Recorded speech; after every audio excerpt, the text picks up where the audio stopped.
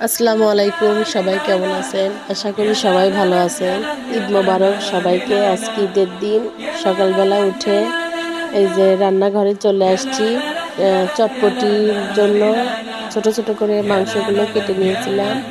মাংসগুলো কেটে ধুয়ে পরিষ্কার করে এখন এর ভেতরে মশলাগুলো দিয়ে দিচ্ছি। এক এক করে পেঁয়াজ, তারপরে কাঁচামরিচ, একটু গুঁড়ামরিচ, হলুদ, লবণ, তারপরে মশলা, কালো এলাচ, সাদা এলাচ, জিরা, ধনিয়া বাটা, আদা রসুন বাটা, এক এক করে মাংসের যত মশলা আছে সবগুলো দিয়ে দিচ্ছি। দিয়ে মাখিয়ে চুলায় বসিয়ে দিয়েছি। এখন এই যে মাংস রান্না করব। মাংসের ভিতরেও সমস্ত মশলাগুলো, একই মশলাগুলোই সবগুলো দিয়ে মাংস যাই হোক অফ ক্যামেরায় মাখে চুলায় বসিয়ে দিয়েছি। সবশেষে এখন এই যে রান্না করব সেমাই, ভাজা সেমাই। তার জন্য এখানে ঘি দিয়ে দিলাম, তারপরে সেমাইগুলো কিশমিশ দিয়ে দিলাম, দিয়ে সেমাইগুলো দিয়ে দিলাম, একটু ভেজে নিব।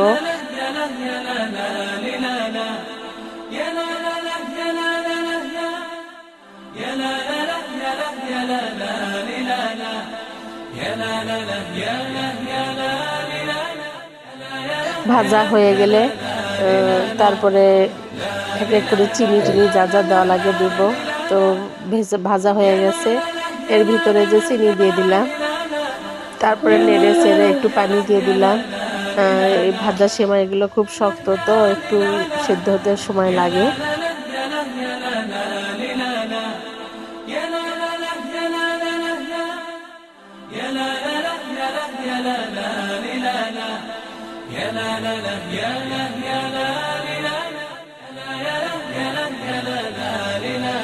তো যাই হোক 2-3 মিনিটের মতো একটু সেদ্ধ করে নিলাম। নেওয়ার পরে এখানে যে নারিকেল, বাদাম সব কিছু দিয়ে, তেজপাতা সব কিছু দিয়ে নেড়ে চেড়ে আমার ভাজা সেমাইও রান্না হয়ে গেল। এদিকে আপনি ভেজানো সেমাই, লাচ্ছা সেমাই রান্না করব।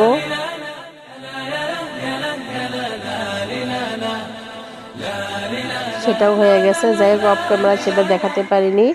তো এই যে আমার 2টা সেমাই হয়ে গেছে। ঈদের দিন খুব একটা বেশি সেমাইয়ের আইটেম আমি করি না, কারণ মিষ্টি জিনিস কেউ খেতে চায় না, সবাই শুধু ঝাল পছন্দ করে, ঝাল জিনিস খোঁজে।